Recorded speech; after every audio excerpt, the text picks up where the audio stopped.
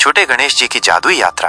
बहुत समय पहले जब भगवान गणेश छोटे थे और उनकी नन्ही सी मूछें भी नहीं थी, वे अपने माता पिता भगवान शिव और माता पार्वती के साथ हिमालय की एक छोटी सी गुफा में रहते थे। उनका रूप बहुत ही प्यारा था, छोटे से हाथी जैसा चेहरा और गोल मटोल शरीर जो देखने में बहुत ही प्यारा लगता था। भगवान गणेश का दिल भी उतना ही प्यारा था, हमेशा दूसरों की मदद करने के लिए तैयार रहते थे।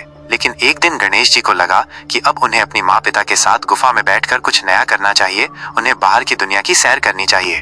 गणेश जी को अपने घर में बहुत अच्छा लगता था, लेकिन वे जानते थे कि जीवन में कुछ न कुछ नया सीखना और जानना जरूरी होता है। उनकी उत्सुकता और खोज की भावना उन्हें हर वक्त कुछ नया करने के लिए प्रेरित करती रहती थी।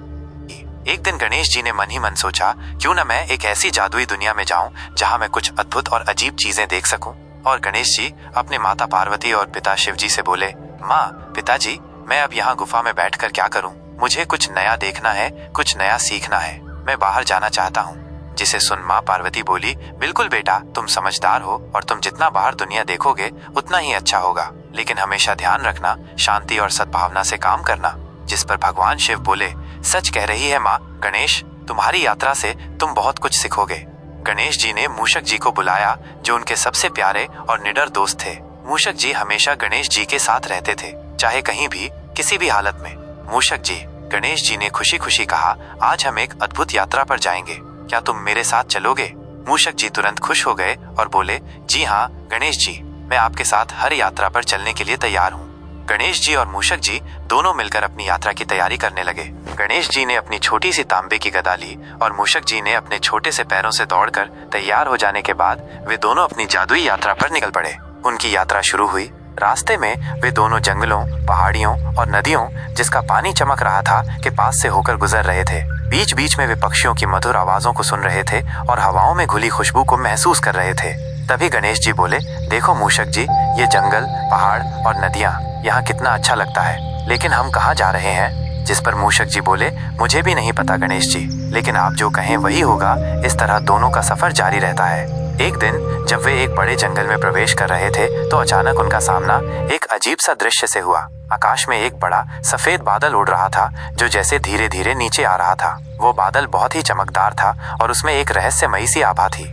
गणेश जी ने मूषक जी से कहा, मूषक जी, क्या तुम देख रहे हो? ये बादल कुछ खास है, मुझे लगता है कि यह हमें कहीं खास जगह ले जाएगा। मूषक जी ने उत्साहित होकर कहा, हाँ गणेश जी, वो बहुत ही अजीब लग रहा है, हमें इसके पास जाना चाहिए। गणेश जी ने अपनी एक छोटी सी मुट्ठी में कुछ बुदबुदाया और जैसे ही उन्होंने आशीर्वाद दिया, बादल उनके पास आ गया। गणेश जी ने बादल से विनम्रता से पूछा, नमस्ते बादल भाई, क्या आप हमें किसी जादुई जगह पर ले जा सकते हैं? बादल ने हल्की सी हंसी के साथ उत्तर दिया, नमस्ते गणेश जी, मैं जानता हूँ कि आप एक अच्छे व्यक्ति हैं और आप हमेशा दूसरों की मदद करने के लिए तैयार रहते हैं, इसलिए मैं आपको एक जादुई जंगल में ले जाता हूँ जहाँ बहुत सी अद्भुत चीजें हैं। गणेश जी और मूषक जी बादल पर बैठ गए और वो बादल उन्हें लेकर उड़ने लगा। आसमान में बहुत तेजी से उड़ते हुए वे दोनों एक ऐसे जंगल में पहुंचे जो पूरी तरह से जादुई था। यहाँ के पेड़ और पौधे न केवल हरे भरे थे, बल्कि हर पेड़ का रंग नीला था। फूलों के रंग तो जैसे चमत्कारी थे, गुलाबी, नीला, सुनहरा और भी बहुत सारे रंग थे। पक्षी अपने रंग बिरंगे पंखों से उड़े जा रहे थे और उनकी आवाजें सुनकर ऐसा लगता था जैसे वे कोई सुंदर गीत गा रहे हों। ये सब दृश्य देख गणेश जी बोले, देखो मूषक जी, ये जंगल कितना सुंदर है, हर पेड़ नीला है और फूलों का रंग बहुत ही अद्भुत है। जिस पर मूषक जी बोले, गणेश जी, यह सच में एक जादुई जगह है। गणेश जी और मूषक जी का मन इस नई दुनिया को देखकर बहुत खुश हो गया। उन्होंने देखा कि जंगल में हर तरफ शांति थी, लेकिन अचानक उनके कानों में एक डरावनी आवाज आई। वे दोनों उस आवाज की ओर बढ़े और देखा कि एक विशाल राक्षस जंगल के बीचों बीच खड़ा था। राक्षस बहुत ही डरावना था और वो जंगल के सभी जानवरों को परेशान कर रहा था। उसके चारों ओर अंधेरा छा गया था और जंगल में डर का माहौल बन गया था। गणेश जी ने मूषक जी से कहा, मूषक जी, हमें इस राक्षस से बात करनी चाहिए, हो सकता है कि वह अपनी गलतियों को समझे और सभी जानवरों को परेशान करना बंद कर दे। मूषक जी ने डरते हुए कहा, लेकिन गणेश जी, वो राक्षस बहुत डरावना है, क्या हम उसे मना सकेंगे? गणेश जी ने मुस्कुराते हुए कहा, डरो मत मूषक जी, अगर हम सही तरीके से बात करें तो हर समस्या का हल निकाला जा सकता है। गणेश जी ने अपनी गदा को उठाया और राक्षस की ओर बढ़े। राक्षस ने उन्हें आते हुए देखा और गर्जना करते हुए बोला, तुम कौन हो जो मेरी दुनिया में कदम रख रहे हो?